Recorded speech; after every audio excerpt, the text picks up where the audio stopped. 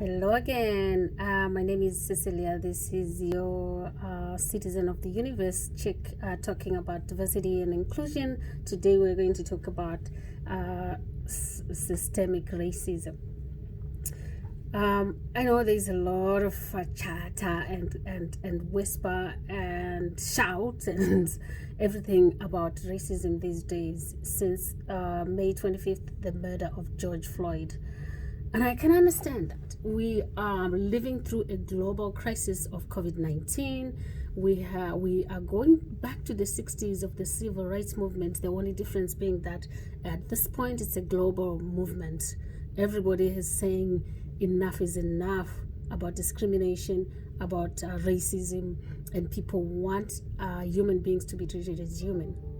So here are a few thoughts about systemic racism, because there's a lot of confusion about what these terms mean: racism, anti-racism, systemic racism, institutional racism, a lot of words that are being thrown around, and people get confused.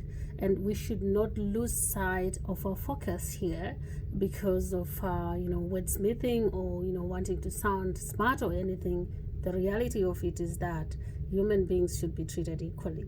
And so now when we talk about systemic racism, what does that mean? So systemic racism is more, about the structures, I think according to William Lawrence and Davis, one of the books I have studied on racism, they say it's the process of racism that are embedded in our laws, in our policies and in our practices of society and its institutions. So if we think about, I have a legal background, and if I think about law, I look at prisons, I look at how the police functions, I look at how our courts are resourced, who are the judges, who are the lawyers, and who makes the most population of people who are in our prisons. For example, I live in Canada, and so we see that Indigenous, Black, and people of and ethnic minorities are the ones that are represented the most in our prisoner and our institutions of prisons and how the law operates. So systemic racism in this case, then, it's about how these structures of law, how the institutions favor one race that is deemed as superior against the others. So, and here we are, when we talk about inclusion. In my other video I talk about what is diversity, what is inclusion. The difference is that when we talk about inclusion, we cannot say we are going to include people who were formerly excluded into the existing structures. In order for this to be true change, we need to disrupt the existing structures and remove the systemic racism that is there. If I think about systemic racism in organizations, for example, you'll see that the hiring the hiring process will favor a certain race, for example, white people, as opposed to indigenous or Black people. When I think of organizations, promotions as well will favor white people, or to the disadvantage of other ethnic minorities. When I was preparing to go to law school, I had to write the exam called LSAT.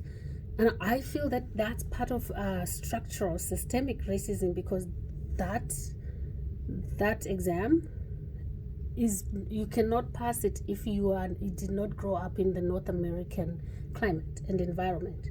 So it actually cuts out a lot of people, not because they are not intelligent, but because the way it's structured, it favors a white kid who grew up in North America. So a lot of things we can look into and talk about systemic racism. But I just want to challenge your way of thinking. I know this is uncomfortable for a lot of people, and that's why I encourage you to give me some comments below.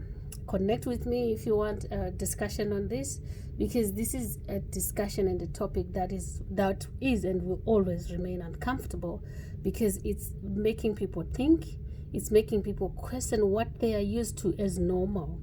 So think about your situation and think about it in terms of what are the structures in your area, in where you work, in your community, that actually disadvantage some groups and give privilege to others.